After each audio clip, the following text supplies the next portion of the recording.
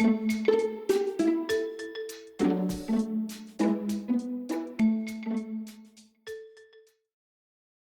pag-vacuum ay maaaring maging sanhi ng pinsala sa mga braso at likod dahil sa paulit-ulit na pagpihit na galaw.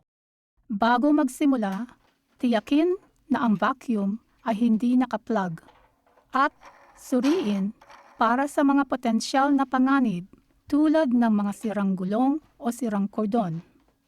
Panatilihin ang iyong mga siko na malapit sa iyong tagiliran upang mabawasan ang pagkilos ng balikat at mahikayat ang neutral na postura.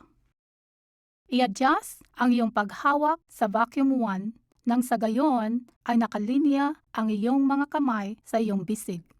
Sundan ang vacuum cleaner upang mabawasan ang paulit-ulit na pagkilos ng mga balikat at braso.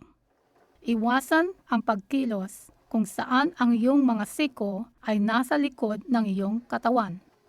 Upang maiwasan ang sobrang pagdukwang, tumayo ng tuwid at huwag yumuko.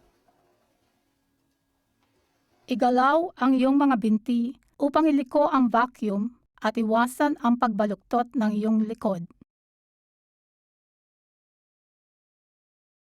Itulak palayo ang magagaang muebles mula sa lugar na iyong binabacuum. Laging alamin kung nasaan ang kordon ng kuryente upang maiwasang matisod.